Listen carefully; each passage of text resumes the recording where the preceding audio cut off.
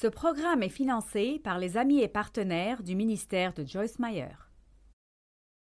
Et beaucoup de gens pensent qu'ils n'ont pas besoin de Dieu. Et c'est si triste pour moi, parce que Dieu est si merveilleux. Il est si absolument, totalement étonnant et merveilleux. Je ne comprends pas pourquoi quiconque ne voudrait pas de relation avec un Dieu aussi bon que lui.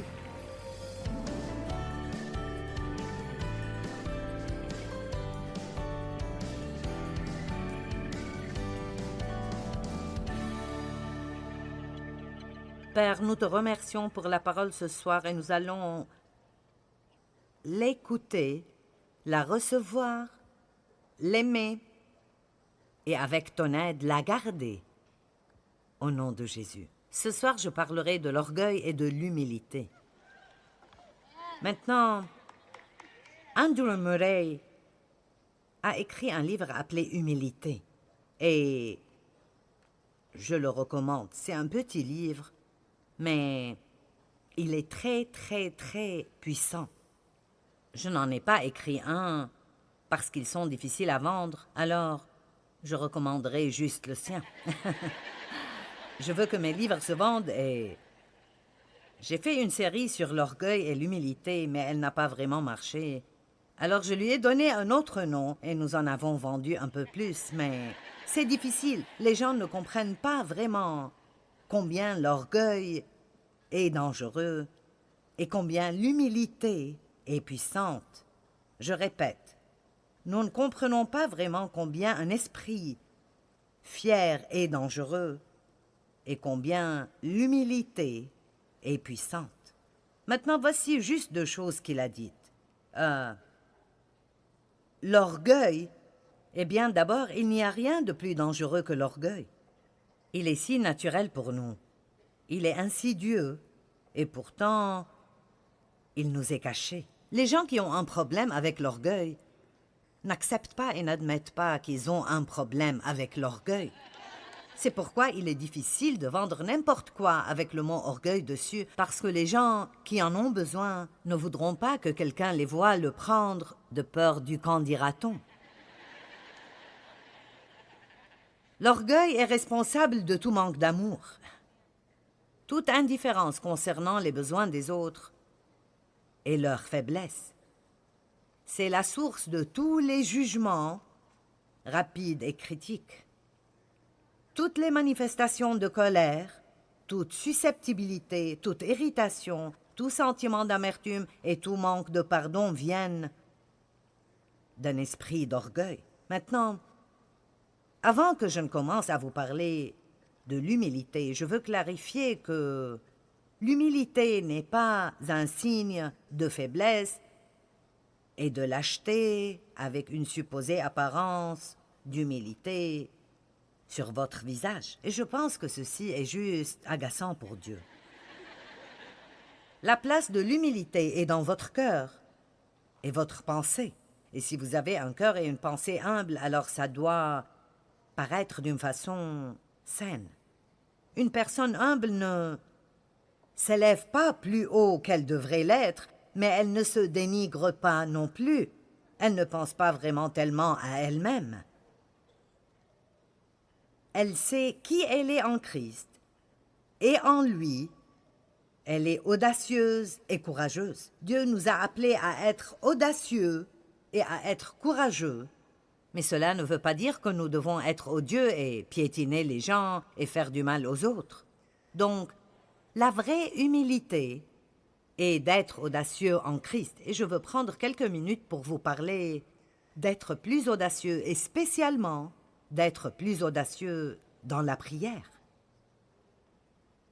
Nous ne sommes rien en nous-mêmes, mais nous sommes tout en Christ. Je ne peux rien faire sans lui, mais je peux faire tout ce qu'il me demande de faire à travers lui. Allons maintenant. Je ne peux pas le faire sans lui, mais je peux faire tout ce que j'ai besoin de faire à travers lui. Puis-je vous dire que vous êtes plus fort que vous pensez l'être? Sortez les mots « je ne peux pas » de votre répertoire de mots que vous utilisez et n'allez pas dire « c'est trop dur, je ne peux pas ». Vous pouvez faire tout ce que vous devez faire dans cette vie si vous vous appuyez sur Christ et lui faites confiance pour vous aider. Amen. Vous pouvez être dans une situation très, très difficile avec un sourire sur votre visage et vous pouvez y être et être une bénédiction pour d'autres personnes alors que vous souffrez vous-même. Je dirai cela de nouveau. Parfois, nous pensons que si nous sommes dans une situation difficile, tout doit s'arrêter jusqu'à ce que notre problème soit résolu. Et cela n'est pas vrai. Alors que vous souffrez, Dieu peut vous utiliser pour aider quelqu'un d'autre. Et c'est comme ça que vous recevrez votre guérison. Vous pouvez être dans une situation très difficile, avec un sourire sur le visage et une bonne attitude, et alors que vous attendez votre percée, vous pouvez et vous devez être une bénédiction pour d'autres personnes. Que quelqu'un dise Amen.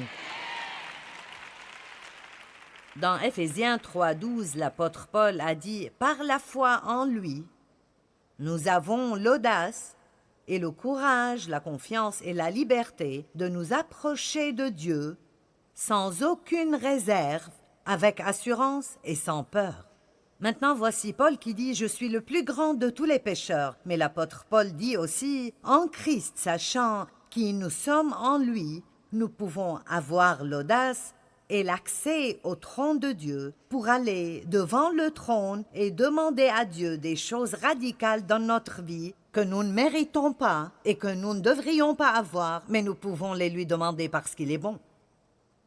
Peut-être que certains d'entre vous ne demandent pas assez.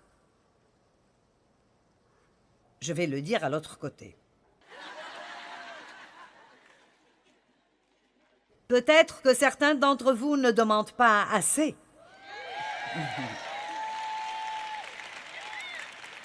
Vous savez, il y a plusieurs années, j'ai eu cette envie un jour et je crois que c'était du Saint-Esprit. Amen. Ne les rejetez pas. Si c'est une envie charnelle, rejetez-la. Mais si ça vient du Saint-Esprit, acceptez-la.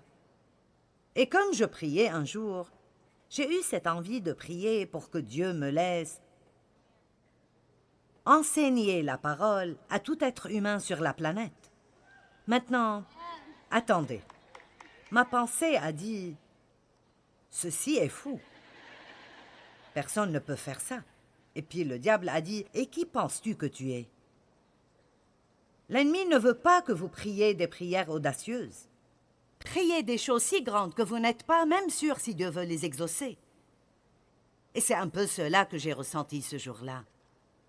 Dieu, je veux enseigner la parole à toute personne sur terre. Eh bien, nous ne les atteignons pas encore tous, mais il y en a beaucoup. Notre programme est traduit en 85 langues différentes maintenant. Traduit. Je n'ai aucune idée de comment Dieu le fait. C'est ce que je fais. Et il nous donne toutes ces merveilleuses personnes qui font que toutes ces autres choses arrivent et tous ces merveilleux partenaires du ministère tout autour du monde. Même d'autres sont partenaires avec nous pour que nous ayons ces traductions et pour que ces choses arrivent. C'est important pour les gens d'entendre l'Évangile dans leur propre langue. Même si l'anglais est une seconde langue pour eux, ils en ont besoin dans leur propre langue parce qu'ils peuvent mieux le recevoir. Donc nous sommes à la télé dans le Moyen-Orient, l'Afrique, l'Inde, l'Asie, la Mongolie et des endroits où je ne saurais même pas arriver. Et la parole travaille dans la vie des gens, quelle que soit leur langue ou leur culture. Tout le monde a besoin de Jésus. Donc, à travers l'Internet, à travers les satellites, à travers la télévision, à travers la radio, à travers du matériel imprimé, à travers des livres, l'Évangile est disponible pour presque la planète entière maintenant, et je ne suis pas assez sotte pour penser qu'il me regarde à moi tous les jours. Je ne suis pas si égocentrique. Laissez-moi vous dire quelque chose. Je préfère prier de grandes prières et en recevoir une partie, plutôt que de petites prières et de tout recevoir. Allez! Donc je vous défie de savoir que vous ne le méritez pas. C'est la première étape pour aller audacieusement devant Dieu. Vous savez bien que vous ne le méritez pas, mais vous le demandez quand même. Je ne le mérite pas, et je ne viens pas en mon nom, je viens au nom de Jésus. Et je sais que j'ai fait beaucoup de mal, mais tu as dit que tu me pardonnes, alors je ne perdrai pas mon temps en te parlant de mon passé. Allez, arrêtez de parler à Dieu à propos de choses qu'il a oubliées il y a longtemps. Vous n'avez pas besoin de parler à Dieu de votre passé, vous devez parler de votre futur.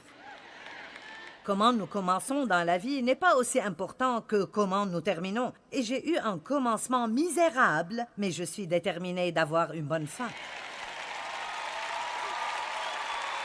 Maintenant, écoutez, vous n'avez pas parce que vous ne demandez pas. La pire des choses qui puissent arriver si vous demandez quelque chose que vous ne devriez pas avoir est que vous ne l'aurez pas. Amen? Je ne suggère pas de lui demander un tas de choses charnelles, mais commencez à demander à Dieu de vous utiliser. Utilise-moi, Dieu. Utilise-moi pour aider quelqu'un d'autre. Hébreux 4, 15 et 16 sont des versets merveilleux.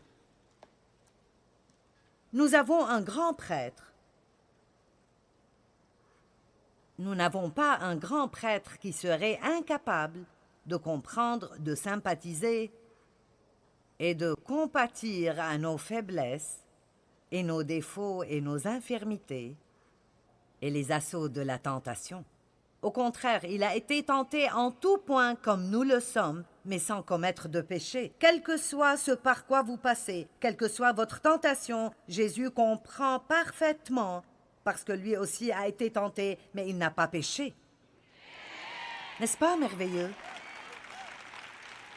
Combien d'entre vous et les femmes sont comme ça spécialement? Vous voulez juste sentir que quelqu'un vous comprend, qu'il vous comprenne.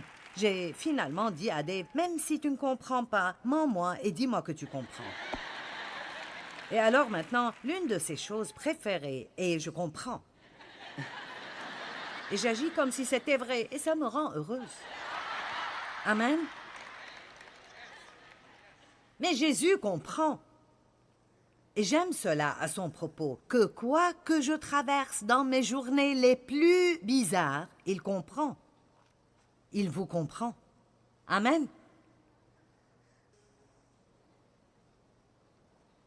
Le verset 16 dit « Approchons-nous donc avec confiance, sans peur, avec une pleine assurance du trône de grâce, du trône de la faveur imméritée de Dieu envers nous.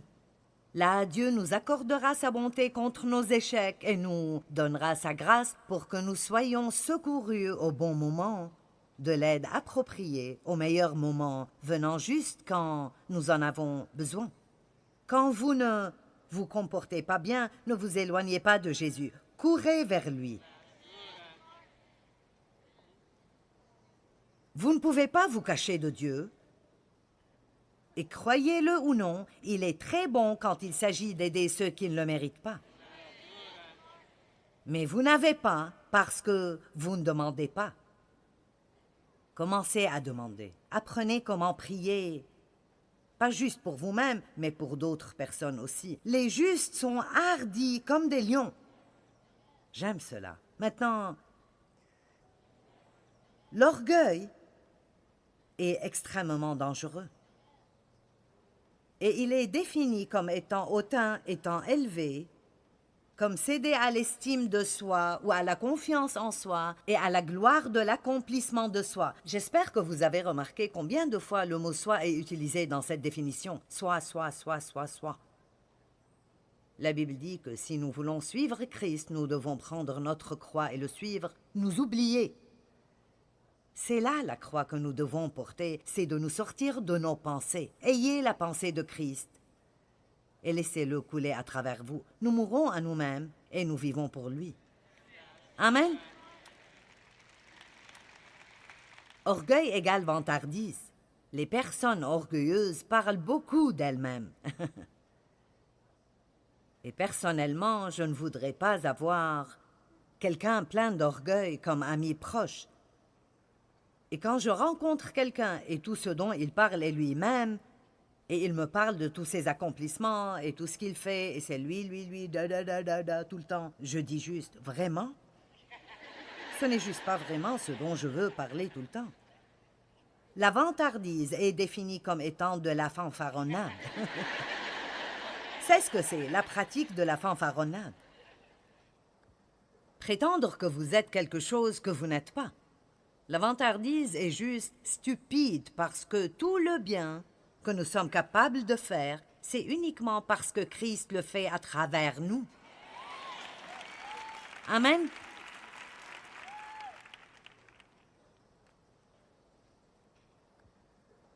Prétendre être ce que vous n'êtes pas, c'est créer par l'élévation de soi, pensant que vous savez alors que vous ne savez pas. Ouh! Laissez-moi vous dire ce que je sais. Je sais, laissez-moi vous dire ce que je sais. Mais nous ne savons rien avant de savoir que nous ne savons pas. J'aime ce que l'apôtre Paul dit. Je suis déterminé de ne rien savoir d'autre que Christ et lui est ressuscité. Et Dieu veut que nous ayons le savoir, mais nous ne devons pas essayer de dire à tout le monde ce que nous savons. Pensez que nous sommes ce que nous ne sommes pas. D'autres mots familiers sont hautain, enflés et vaniteux. Nous pouvons simplement dire qu'une personne qui est fière, d'une mauvaise façon, est imbue d'elle-même. Maintenant, je suis fière de mes enfants. Et pour être honnête, je suis fière de tout ce qui a été accompli dans ce ministère. Mais je me ramène à l'esprit régulièrement que c'est certainement Dieu, et pas moi. Je ne suis pas assez stupide pour penser que je pourrais jamais, de n'importe quelle façon, réussir cela. Et je suis très reconnaissante que vous soyez venus aujourd'hui, et je crois que Dieu vous a amenés. Amen. Et je remercie Dieu à chaque fois qu'il y a des gens qui viennent, parce qu'il y a eu des jours où il n'y avait pas beaucoup. Et laissez-moi vous dire, ces jours sont bons pour nous tous. C'est bon pour nous de passer par des années dures et de ne pas avoir ce que nous voulons parce que ça nous aide à apprécier ce que nous avons quand Dieu ouvre les portes du ciel et commence à envoyer ses bénédictions. Le péché que Satan a commis est le péché de l'orgueil. Il était à l'origine un ange de louange. Son corps était fait d'instruments de musique. Et il était une créature merveilleuse et étonnante et belle. Mais dans Ésaïe 14, le verset 12, il nous rappelle de la chute de Satan. « Te voilà tombé du ciel, astre brillant, fils de l'aurore. Tu es abattu à terre, toi, le vainqueur des nations, ô roi satanique et blasphémateur de Babylone. Tu disais en ton cœur, je veux que vous remarquiez combien de fois le terme « je » est écrit. « Je monterai au ciel, j'élèverai mon trône au-dessus des étoiles de Dieu, je m'assiérai sur la montagne de l'assemblée à l'extrémité du nord. Je monterai sur le sommet des nues, je serai semblable au Très-Haut. » Ouh! Oh! Et voici la réponse de Dieu, tu seras précipité dans le séjour des morts. Donc, quand nous nous élevons nous-mêmes, Dieu est très capable de nous abaisser. Il nous invite à être humbles sous sa main puissante. Mais si nous ne le faisons pas, il le fera pour nous. Et ceci est l'une des choses les plus douloureuses que nous pouvons traverser émotionnellement. C'est d'être si imbus de nous-mêmes et que Dieu doive nous montrer que nous ne sommes rien sans lui. Maintenant, notre société d'aujourd'hui est pleine de « je ferai ». Et beaucoup de gens pensent qu'ils n'ont pas besoin de Dieu. Et c'est si triste pour moi, parce que Dieu est si merveilleux. Il est si absolument, totalement étonnant et merveilleux. Je ne comprends pas pourquoi quiconque ne voudrait pas de relation avec un Dieu aussi bon que lui. Je veux dire, c'est vraiment... Je ne comprends juste pas. Je ne comprends pas. Parce que quand vous avez une relation avec Dieu, pas une religion, mais une relation avec Dieu, et je pense, pour être honnête, que les mauvaises expériences dans la religion sont en partie la raison pour laquelle tellement de gens refusent Dieu. Jésus n'est pas mort pour que vous ayez une religion ou pour que j'aie une religion. Ne soyez pas si fiers de « je suis catholique » ou luthérien, baptiste, méthodiste, pentecôtiste. S'il vous plaît, ne vous offensez pas, mais Dieu s'en moque. Amen.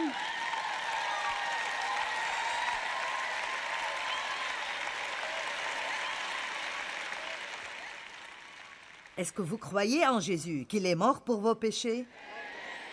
Qu'il est ressuscité d'entre les morts? Qu'il a payé pour vos péchés? Qu'à travers lui, vous pouvez avoir une nouvelle vie? Est-ce que vous croyez que Dieu est bon? Je pense que beaucoup de gens dans le monde ne croient pas cela. Et l'essentiel est que... J'ai lu cela quelque part. Je me demande combien de gens qui disent qu'ils sont athées, s'ils pensaient qu'ils pouvaient continuer de faire ce qu'ils font et avoir une relation avec Dieu et la promesse d'aller au ciel, je me demande combien deviendraient croyants. La raison pour laquelle les gens ne veulent pas avoir de relation avec Dieu est qu'ils veulent faire toutes ces choses qui ne sont pas bonnes d'après la parole. Mais ces choses les abattent et les détruisent. Nous devons prier pour les gens dans le monde aujourd'hui et pour qu'une grande récolte vienne et nous devons être des lumières brillantes. Donnez aux gens un exemple à désirer. Montrez-leur ce qu'une relation avec Jésus est vraiment. Amen.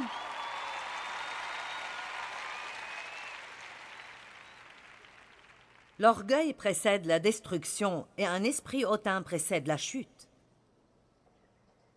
Maintenant, il y a une histoire merveilleuse dans le 4e chapitre de Daniel. Vous connaissez peut-être l'histoire.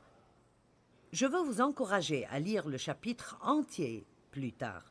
Vous pouvez en faire une étude biblique un jour. Mais je vous en lirai assez et vous parlerai de l'histoire pour que nous puissions apprendre la leçon que Dieu veut nous donner. Daniel 4, verset 1. Nabuchodonosor, le roi à tous les peuples, aux nations, aux hommes de toute langue qui habitent sur toute la terre. Que la paix vous soit donnée avec abondance. Maintenant, je veux que vous écoutiez ce qu'il dit dans les 3 versets suivants. Il m'a semblé bon de faire connaître les signes et les prodiges que le Dieu suprême a opérés à mon égard. Que ces signes sont grands et que ces prodiges sont puissants. Son règne est un règne éternel et sa domination subsiste de génération en génération. Il parle de Dieu. Et moi, Nabuchodonosor, je vivais tranquille dans ma maison et je prospérais dans mon palais. Donc tant qu'il avait la bonne attitude et donnait à Dieu toute la gloire pour toute bonne chose qui arrivait dans sa vie. Et nous devons exprimer cela régulièrement. Seigneur, je sais que je ne suis rien sans toi. J'apprécie tout ce que tu as fait pour moi et je ne le prends pas pour acquis. Maintenant, faites attention à ce que je vais dire. La plus grande façon dont nous pouvons montrer que nous apprécions vraiment, vraiment les bonnes choses que Dieu a faites pour nous est d'aller et d'être une bénédiction pour quelqu'un d'autre. Ne laissez pas votre gratitude être juste un tas de mots vains et vides, mais mettez-y de l'action. Dieu, tu es bon envers moi, sans raison, et je veux trouver quelqu'un qui ne mérite pas de bonté et être bon envers lui, juste pour lui montrer combien tu es bon. Si tout chrétien agit ainsi, ça ne prendra pas longtemps pour que nous amenions tout le monde à Dieu.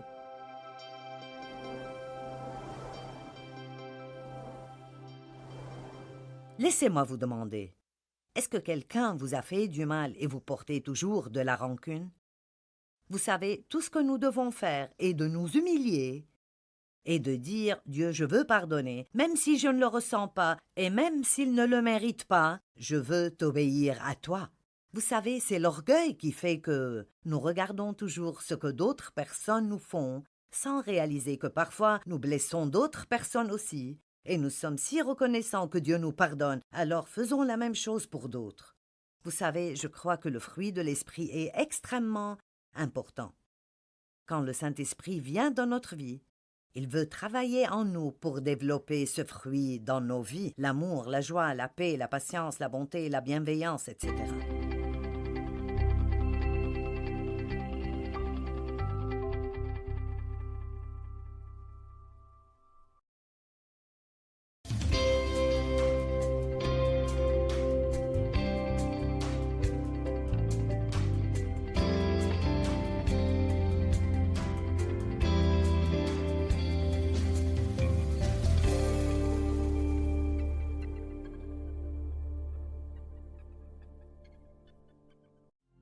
Ce programme est financé par les amis et partenaires du ministère de Joyce Meyer. Et je crois que la vraie humilité est de savoir ce que vous n'êtes pas, mais aussi de savoir qui vous êtes en Christ.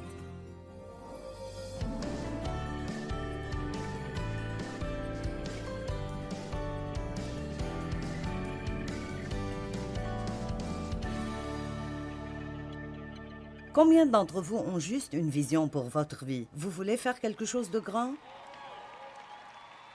Eh bien, combien d'entre vous sont juste frustrés par combien de temps ça prend? Eh bien, je comprends. Oui, je comprends vraiment.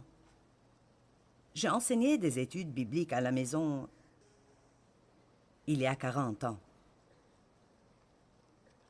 La première avait 12 personnes. Et j'ai enseigné cela pendant 5 ans. Et puis, au milieu de cela, nous avons ajouté une autre alors, pendant 2 années et demie. J'enseignais 2 études bibliques à la maison.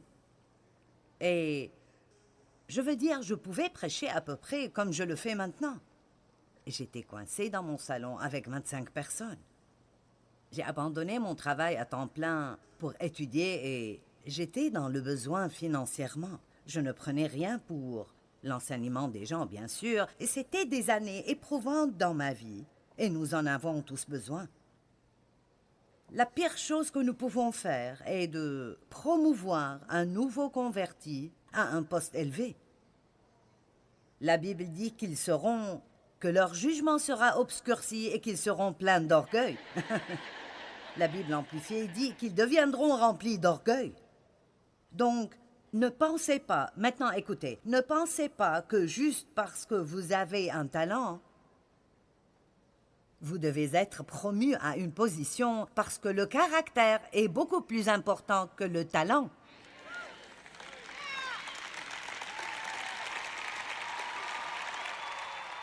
Si tout ce que les gens veulent faire est de montrer leur talent, qu'ils le fassent dans le monde. Mais si vous voulez servir Dieu avec vos dons et vos talents, alors il doit y avoir une maturité.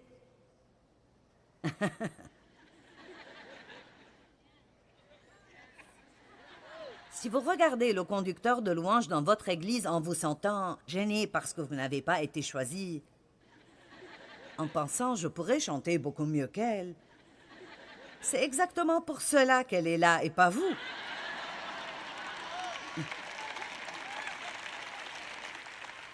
Je regardais des gens prêcher à la télé et je pensais « je peux prêcher mieux qu'eux. Je ne sais pas pourquoi je suis coincée dans ce salon avec ces 25 personnes. Je prêche mieux qu'eux. » C'est exactement pour ça que j'étais toujours avec les 25 personnes. Pas parce que je ne pouvais pas prêcher, mais parce que j'avais une attitude hautaine.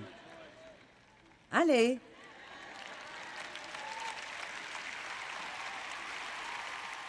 Eh bien, je regarde en arrière maintenant et je suis si reconnaissante que Dieu m'ait fait attendre et m'ait fait attendre et m'ait fait attendre et m'ait fait attendre et qu'il m'ait testé et a travaillé sur moi. Je suis si heureuse parce que je crois que si vous attendez le bon moment de Dieu, alors vous resterez là pendant longtemps. Mais si vous êtes promu trop tôt, vous allez être comme un feu d'artifice qui s'éteint tout de suite. Amen.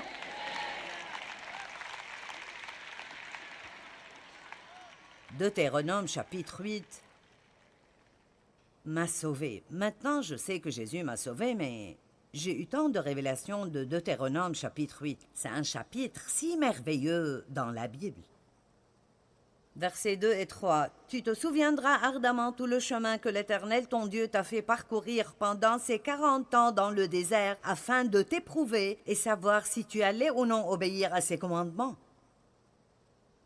Oui, il t'a fait connaître la faim et il t'a nourri avec cette manne que tu ne connaissais pas et que tes ancêtres n'avaient pas connue. De cette manière, il voulait t'apprendre que l'homme ne vit pas seulement de pain, mais aussi de toute parole prononcée par l'Éternel.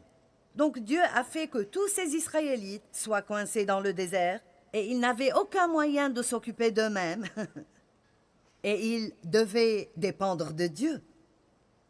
Et il ne les a pas menés par le chemin facile, il les a menés par le long chemin difficile, mais il avait un but.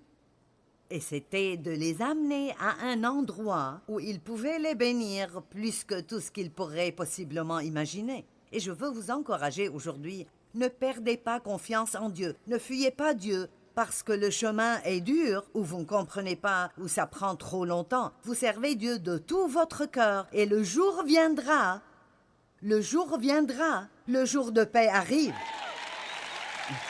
Amen.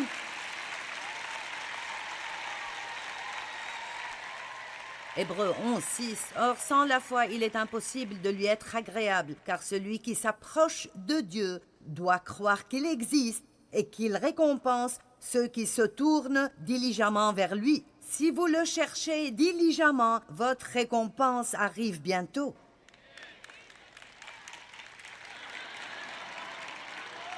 Et au lieu d'être énervé parce que vous ne recevez pas ce que vous voulez quand vous le voulez, remerciez Dieu parce que son timing est parfait et montrez-lui que vous savez que quand vous êtes prêt, il vous ouvrira les fenêtres du ciel et vous promouvra à l'endroit où il veut que vous soyez.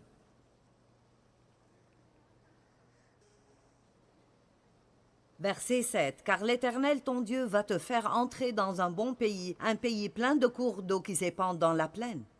C'est un pays où poussent le froment et l'orge, la vigne, les figuiers et les grenadiers. Ce ne sont pas nos critères aujourd'hui, mais vous comprenez. Je ne veux pas de figuiers et de grenadiers, mais il y a des tas d'autres choses que je veux. C'est un pays où tu ne mangeras pas parcimonieusement, un pays dont les roches contiennent du fer et où tu pourras extraire du cuivre des montagnes. Maintenant, la partie importante. Et quand tu mangeras à satiété, tu béniras l'Éternel ton Dieu pour le bon pays qu'il t'aura donné. Garde-toi d'oublier l'Éternel ton Dieu et de négliger d'obéir à ses commandements et à ses lois que je te donne aujourd'hui. Parce que si tu manges à satiété et si tu te construis de belles maisons, et si tous tes biens s'accroissent, verset 14, prends garde de ne pas céder à l'orgueil et d'oublier l'Éternel ton Dieu. Et regardons juste 2 versets plus loin. Verset 17. Prends donc garde de ne pas te dire « C'est par mes propres forces que j'ai acquis toutes ces richesses ». Souviens-toi au contraire que c'est l'Éternel ton Dieu qui te donne la force de parvenir à la prospérité afin d'établir son alliance sur la terre aujourd'hui. D'autres grands versets pour notre nation.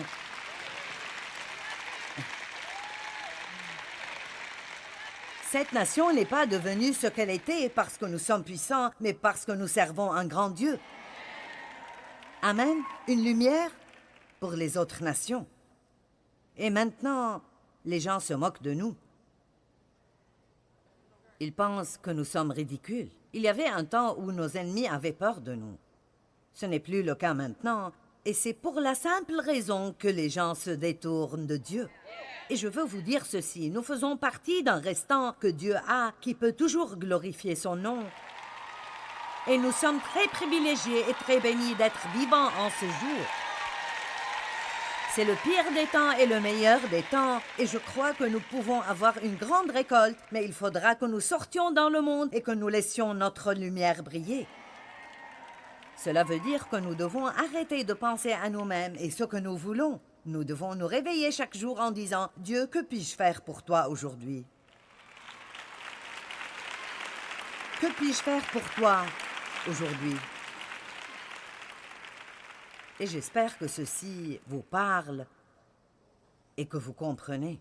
Maintenant,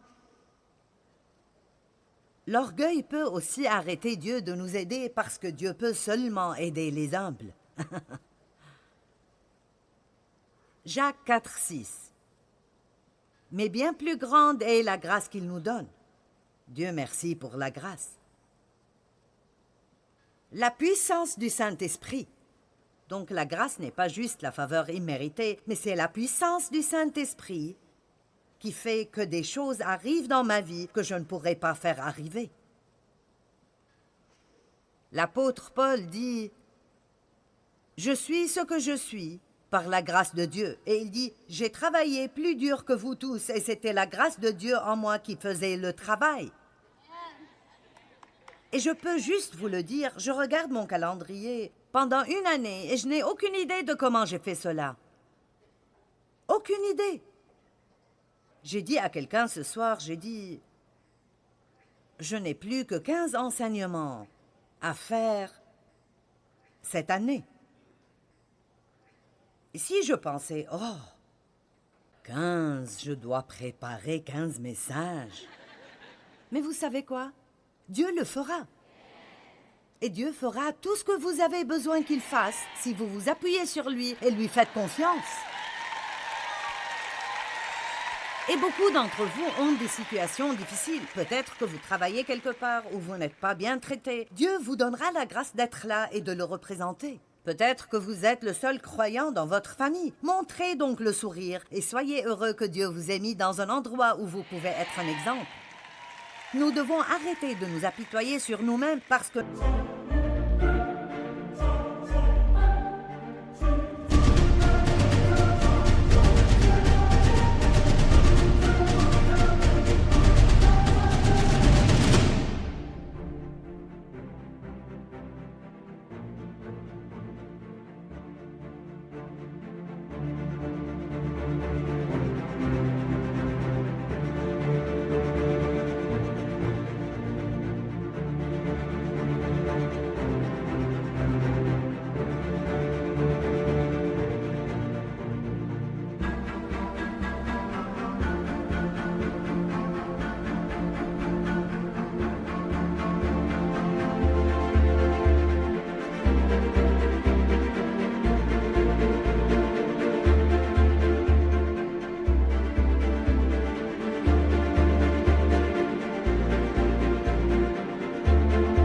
Nous ne sommes pas confortables tout le temps. Allez les gars là-bas, souriez. Souriez-moi. N'est-ce pas vrai? N'est-ce pas mieux de dire « Je peux faire tout ce que j'ai besoin de faire aujourd'hui à travers Christ qui est ma force. Je ferai de ce jour une belle journée ». N'est-ce pas mieux que de se réveiller en pensant « Oh, je hais cette journée, je ne pense pas que je peux faire ceci ». Votre attitude est la vôtre et c'est une chose que personne ne peut vous enlever. Et si vous voulez en avoir une bonne, personne ne peut vous en garder.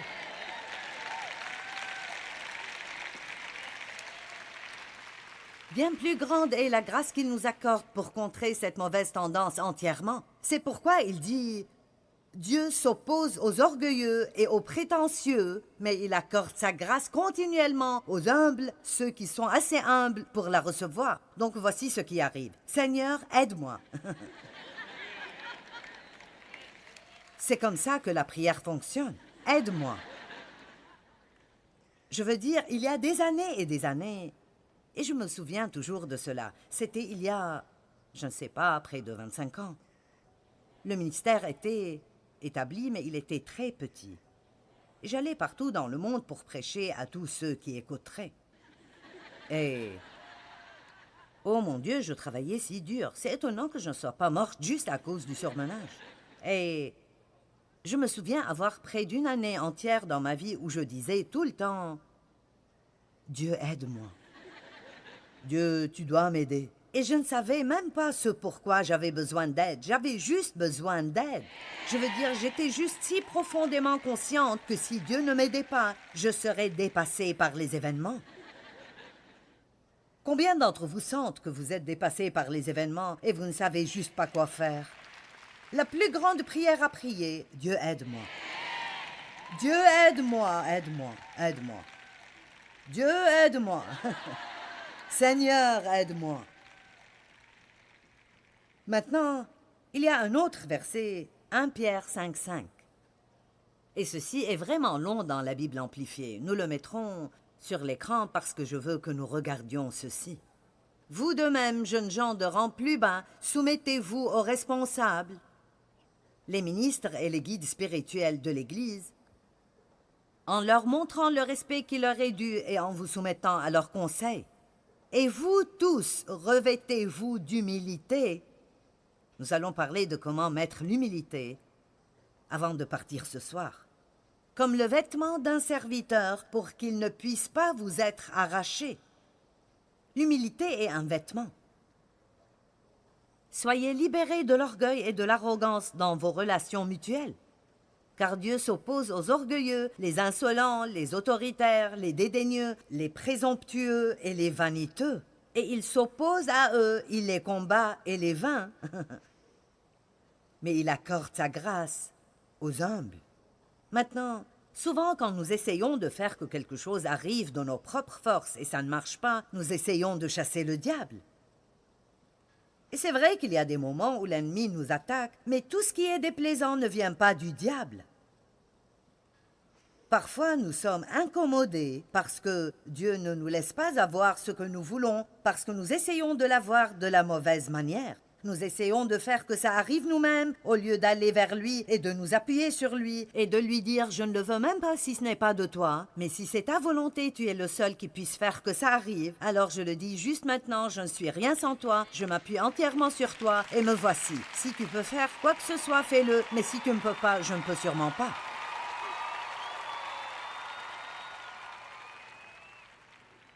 Est-ce que quelqu'un reçoit la révélation dont vous avez besoin pour changer vos prières? Mon Dieu, combien priez-vous et cherchez-vous Dieu pour l'humilité?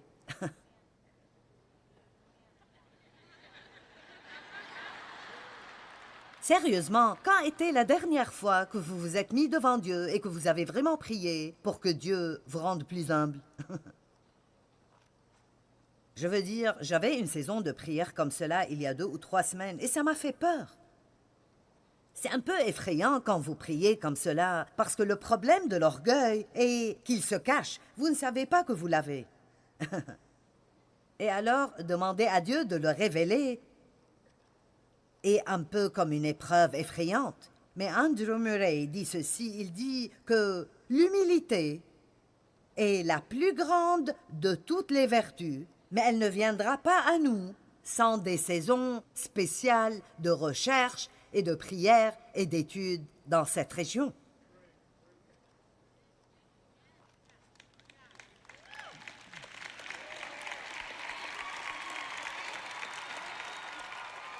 Maintenant, je sais que vous êtes le groupe du vendredi soir et parfois le vendredi soir, nous recevons, vous savez...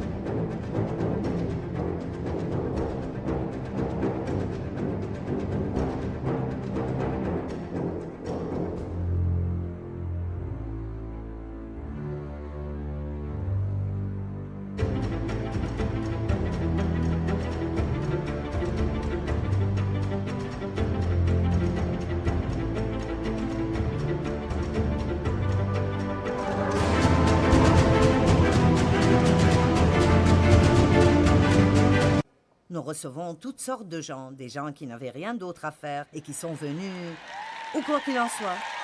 Peut-être que ceci est un peu trop profond pour certains d'entre vous, mais laissez-moi simplifier. Si vous ne recevez rien d'autre ce soir, si ça vous passe par-dessus la tête, partez d'ici avec une attitude de « je ne peux rien faire sans l'aide de Dieu ».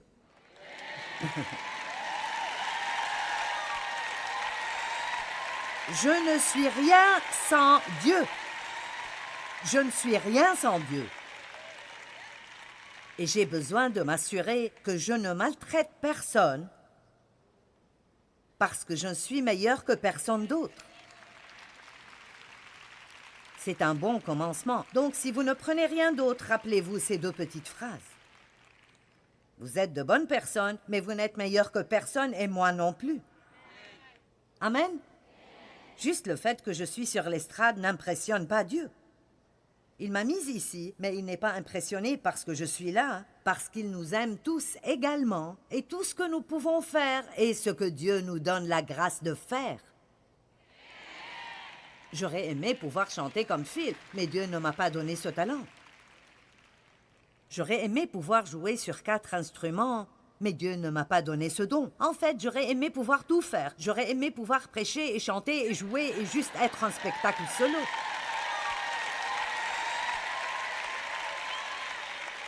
Mais Dieu sait comment je suis, et il sait comment vous êtes, et il sait ce que vous pouvez faire en lui donnant toujours la gloire. Et nous ferions mieux de prier qu'il ne nous donne pas plus que ce que nous pouvons gérer en lui donnant toujours la gloire, parce que si nous tombons dans l'orgueil, il devra nous faire tomber. Je ne veux pas plus d'argent que je ne peux avoir tout en glorifiant Dieu. Je ne veux pas plus de pouvoir que je ne peux avoir tout en glorifiant Dieu. Je ne veux pas plus de popularité que je ne peux avoir tout en glorifiant Dieu. Ne veuillez rien que vous ne pouvez pas avoir en gardant Dieu en premier dans votre vie.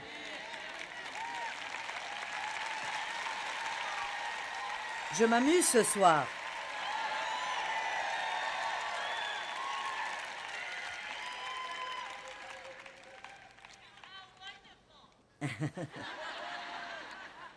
Andrew Murray a dit « L'humilité est un endroit de dépendance entière sur Dieu. » Le manque d'humilité est une explication suffisante pour tout manque et échec. L'humilité n'a jamais eu la place d'importance sur...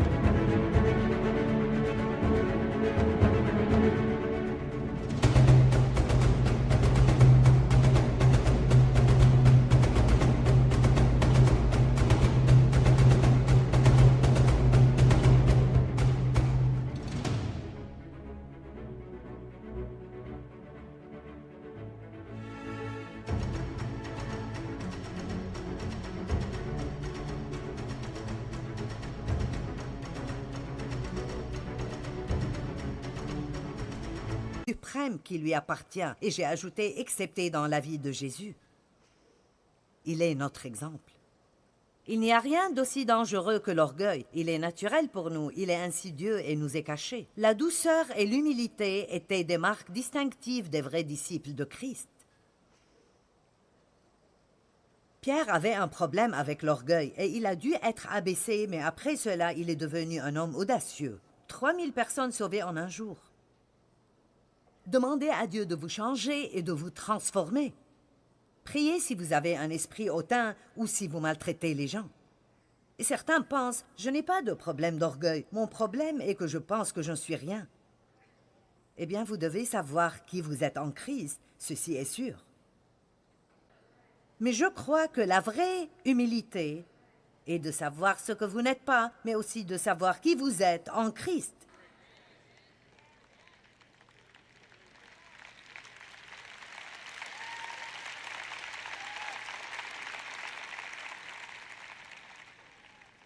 Donc l'orgueil est responsable de tout manque d'amour et de toute indifférence concernant les besoins des autres. C'est la source de tous les jugements rapides, toutes les manifestations de colère, toute irritation, tout sentiment d'amertume et tout manque de pardon. Si vous ne pardonnez pas à quelqu'un, c'est seulement à cause de l'orgueil. C'est facile pour nous d'oublier combien Dieu doit nous pardonner. D'accord, nous recevons de la viande ce soir. Nous ne mangeons pas un dessert, mais de la viande. Vous pouvez avoir une glace quand ce sera terminé. Maintenant, je vous donne de gros bouts de viande. Maintenant, en voici une bonne. Ceci, j'ai quelque chose à la fin de ceci, qui est juste pour les hommes. La première partie est pour nous tous. Les choses qui paraissent insignifiantes dans la vie de tous les jours sont les choses importantes. Elles sont les tests de l'éternité parce qu'elles prouvent ce que l'esprit de l'homme est, et si c'est l'orgueil ou l'humilité qui nous possède. C'est dans les temps où nous sommes sans garde que nous montrons vraiment qui nous sommes. Je ne suis toujours pas arrivé à la partie pour les hommes, mais ceci est pour tout le monde. Ce n'est pas comment nous nous comportons dans l'Église qui montre notre vraie nature. C'est comment nous nous comportons à la maison derrière les portes fermées, quand nous pensons que personne ne regarde. Maintenant, ceci est pour les hommes.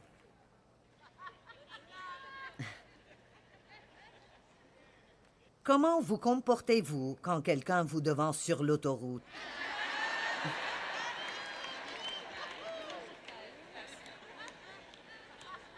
Eh bien, ça doit être une femme. Oh, je vous le dis, je suis si vexée quand Dave dit « ça doit être une femme ».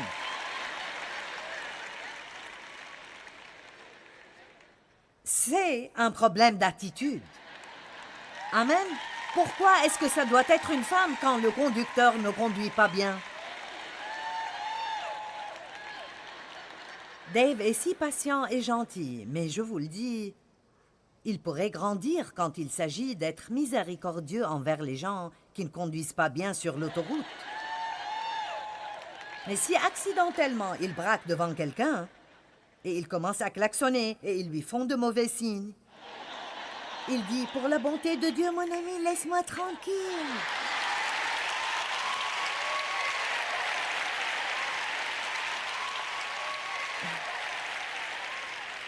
Laisse-moi tranquille. Mais si quelqu'un lui fait la même chose, il ne devrait pas avoir de permis et il devrait arrêter de conduire. Et c'est une femme. Ouf. Laissez-moi vous demander, est-ce que quelqu'un vous a fait du mal et vous portez toujours de la rancune?